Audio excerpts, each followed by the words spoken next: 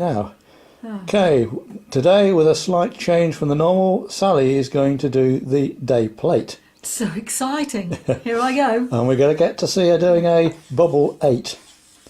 22nd. That's the date. February. That's very good. You do it very fast. 2000. 19. I can write. Now the bubble 8. Today,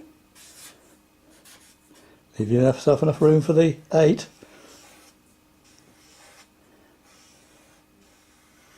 Oh, you got the way with that. yay! I have Excellent. hidden talents. So today is. Oh, I need the airfield savers. Oh, we do, don't we? Yes. Where's the airfield saver? Oh, It's down over down there. I can't Okay. reach it 'cause I've got gammy out. Let me just go and grab the airfield saver. There we go. Okay. So I've got to alter the zoom because I'm zoomed in and out all over the place at the moment. Oh, let's zoom out. Away you go. today is the 22nd of February 2019, day 8 of GHV Airfield Savers. Hooray! Well done. Okay, here we are on day 8 of Get High Volare, and what we're going to do now is cover really the reasons behind why we set up Get High Volare and what it's trying to achieve. And what I'm going to do is I'm going to feed Julian here with the pertinent questions so that he will then make it really clear what we're about and why we're doing it. First question for you, Julian. What are we about? Why did we set up Get High Volare? Well, the primary aim of Get High Volare is to get the youth of Great Britain between the ages of 8 and 18 airborne on a very regular and sustainable basis. Isn't that exciting? What's another reason that we've set up Get High Volare, Julian?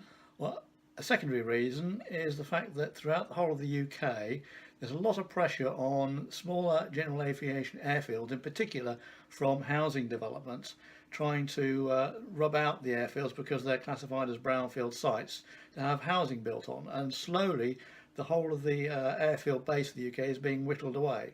And isn't that a tragedy? You know, once an airfield has gone, it's gone.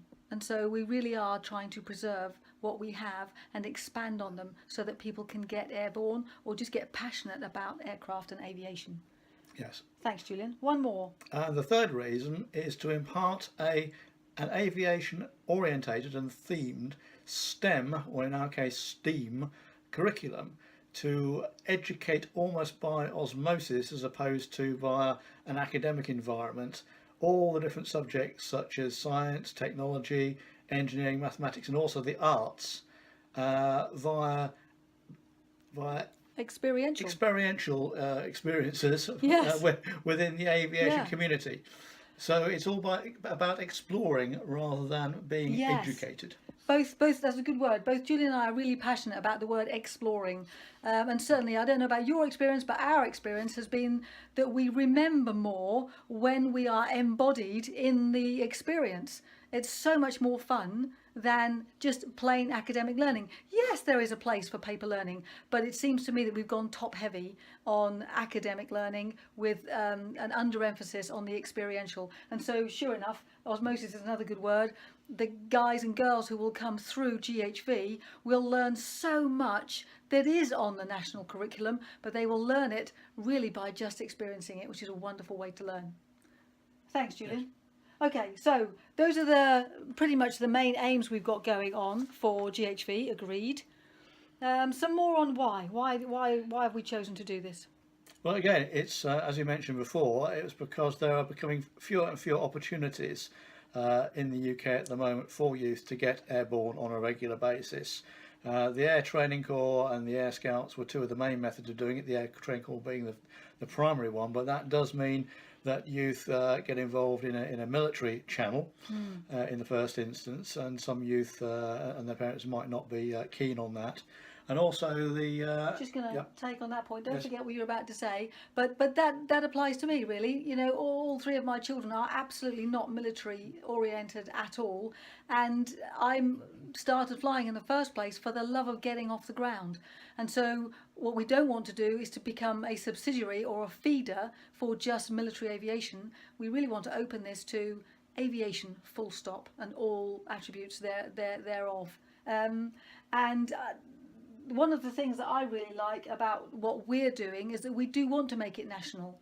Rather than, I think Julian knows more than I do about, there are certain airfields around and about the country that are running their own opportunities local, which is lovely for the locals, but what we're trying to do is really make this national.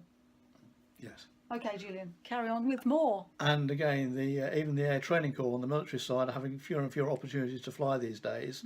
The gliding fleet has been out of commission for a long time, although they are making attempts to bring it back into commission. And flying opportunities are far less in the 2000s than they have been when I was a cadet back in the 1970s, when I was flying almost every week. The other thing is cooperation and collaboration. Yes. That we're really happy to work with anyone who is providing flying facilities up and around the country, because the future is cooperation and collaboration, Absolutely. not competition. Yes. Crikey, enough of that.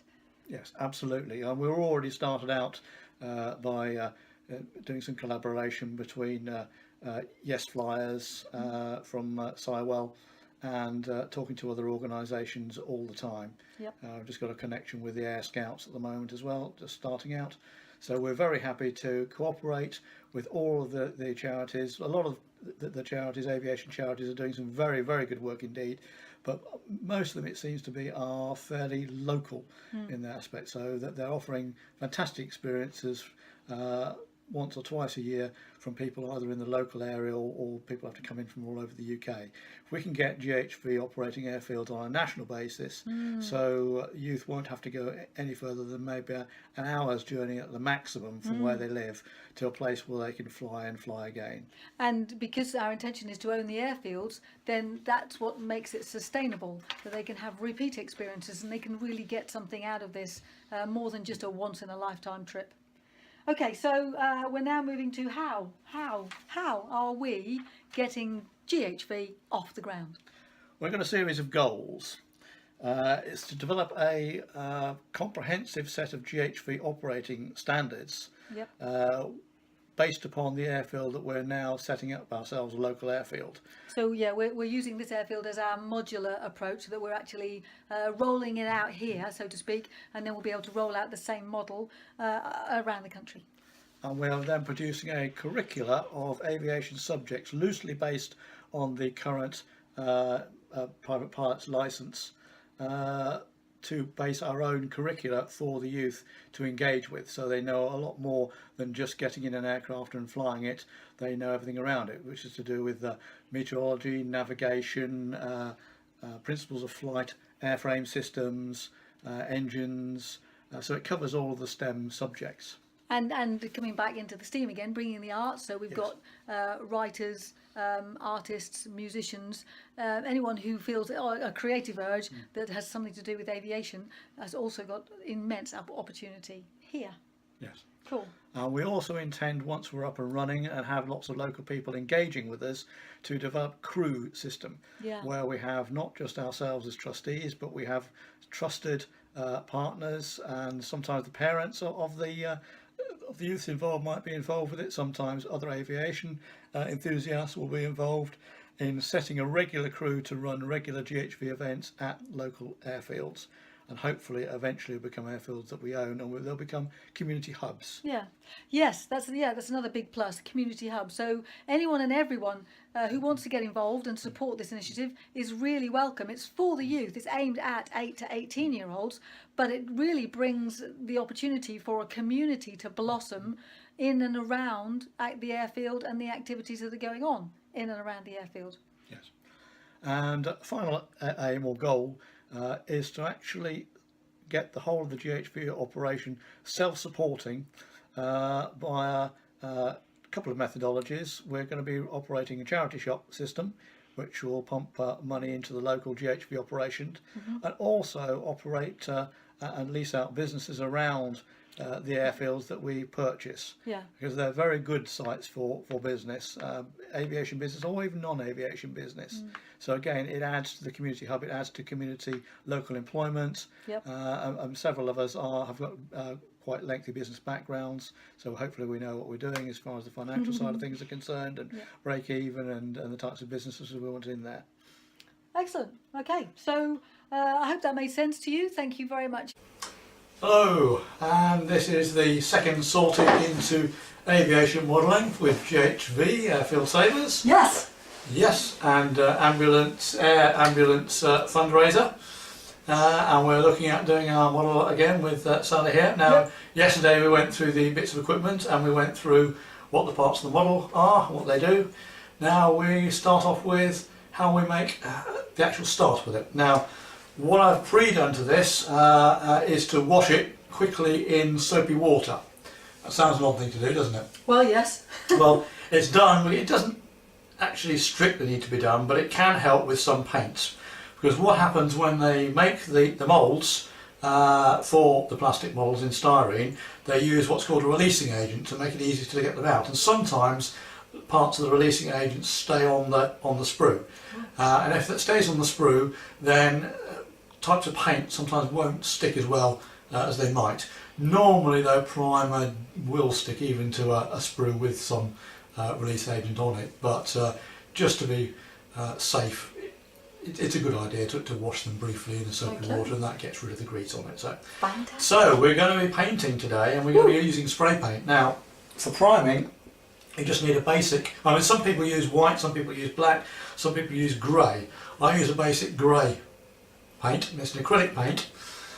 I find the cheapest version of acrylic paint is from your local car or automobile DIY store. Just a big bottle of grey primer, as long as it's acrylic, so it's not going to smell the place out. That'll do fine, because it's a lot cheaper than buying the primers, equivalent primers from the model shops. You get a bigger can of it, lasts a bit longer as well. So. Now, what you need really, if you're spraying, particularly as I'm doing indoors, is a little paint booth. So I've got one. If Sally can hand it to the paint booth. Yeah. This is an awesome piece of DIY kit. It's a very grand statement paint booth, yes. I think it's awesome. Paint booth, and inside of which is a rotating stand, or it should rotate. It's all gummed up now. It just did. I just rotated it. Just rotated it, yes.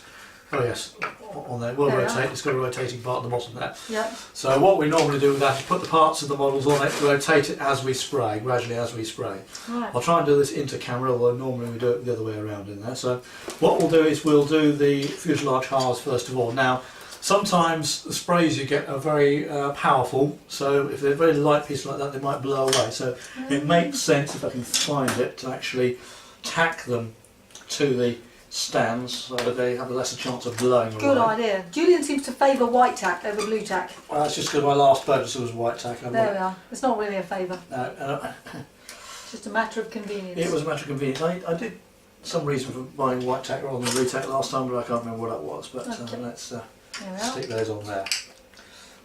So, once they're firmly attached, then you need to get excuse me, the spray. Prepped and ready. I'm in the line of sight here, so I'm just going to move out of the line of sight. Actually, you probably, what we'll do to show you, we'll do it this way around, Right. And I'll shake. Missed. Just give, well, that's a quick prep. Sorry, that was a prep. And then just basically, actually, start to spray on. Now, yellow is a difficult colour. It's going to take several coats of it.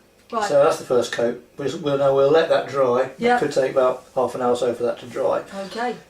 They do produce the actual model in yellow, although you could make it without painting it, but you'll see the seam lines and all the other things on it, so you should need to do it properly. So do it properly, yeah. We'll do it properly. So it'll need several coats of this, and I think, so I haven't used this for quite a while, it's not sticking as well as it ought to, so we'll let that dry and then come back and do another bit a bit later. Okay. So we'll end this now for this first part until we get this sorted out. Back with you later on. We're back with you later, yeah. Okay.